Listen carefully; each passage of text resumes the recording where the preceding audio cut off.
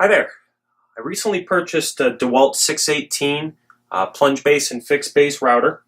I'm going to be mounting the fixed base into a router table that I'm going to make this week or the week after, but most of the time I'll be using this plunge base. And I found that I needed an edge guide for a number of projects that I'm planning to do.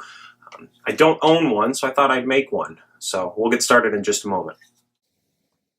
So for this project, I started off with some scrap 3/4 inch plywood. After measuring the base of the router, I decided that I wanted my guide to be 8 inches long and 1 inch wide to keep it square to whatever material I would be working with in the future. I measured that the screw holes were approximately 4 inches apart, so I decided that the 2 inches extra on each side would be good for my purposes.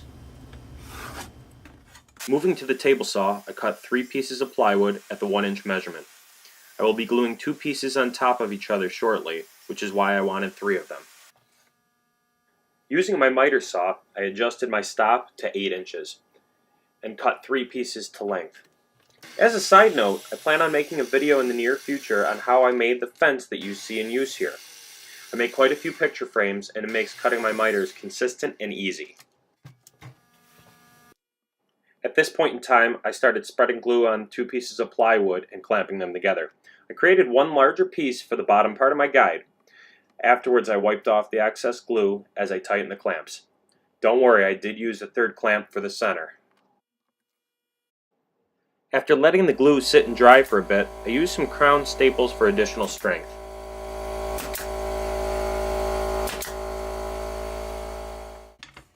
Here, I confirmed the distance between the center of the screw holes and the base of the router.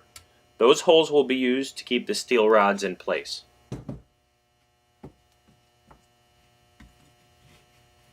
I marked what will be the top end of the bottom part of the guide.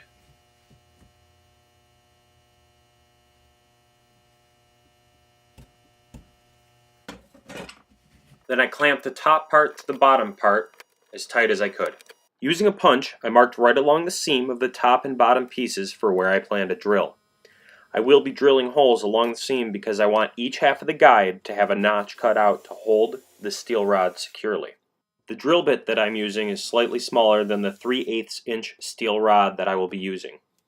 I drilled 2 holes that match up with the guide slots on the router base. Next, I clamped the 2 pieces together vertically so that I could drill holes for the bolts. Measuring 1 inch from each side, I marked where I would drill. I drilled the holes that will accommodate 1/4 inch bolts. I really like using these T-nuts to hold bolts in place when something's going to be moving. To fit the T-nut, I drilled a slightly larger hole than before and threaded a short bolt in so that eventually I could drive the T-nut straight into the wood. Using a rubber mallet, I drove the 2 T-nuts into the bottom of the guide. Take out the shorter bolts and thread the final ones in. Using a drill made it go a bit quicker. At this point in time, I just put everything together quickly to check for fit. I noticed that the top portion fit a little tighter than I would have liked, so I ended up boring it out just a bit more. My next step is to cut the steel rod that I will use to connect the guide and router base. As this is a 36 inch length of 3/8 inch steel rod, I marked my cut at 18 inches to cut it in half. Using a rotary cutoff tool, I cut the rod in half and smoothed the sharp edges. Here is an image of the screws that I will be using to attach the router base to the steel rods. Once the steel cooled, I inserted them into the base and tightened the screws. The router uses metric screws, which in this case are M6. I decided on a length of 10 millimeters for this particular project. I tried the guide out for fit and realized that I wanted the holes for the steel just a touch larger. I used a bigger bit and reamed them out a hair. I found that I really like using whiteboard material when I need to make things slide smoothly. I had a scrap piece laying around and marked it where I would cut to match the bottom half of the guide. Fortunately, the stop on my miter saw was still in the same place as before. After checking the whiteboard for fit, I spread some glue on the face of the guide and clamped the whiteboard material to it. Make sure to use another piece of wood to distribute the pressure evenly. Also, make sure to wipe the glue off as it squeezes out. When the glue dried, I took the guide over to the bandsaw and cut out the holes for the steel rod.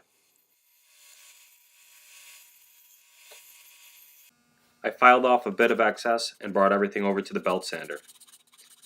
Thought it would be a good idea to round the corners off. I put the unit together and fired up my router. Making sure the test wood was clamped onto my workbench securely, I made a few test cuts. This is a 3/4 inch wide bit and it worked extremely well. Here are a few more images of the guide that I created. Overall, I'm extremely pleased with the functionality of it.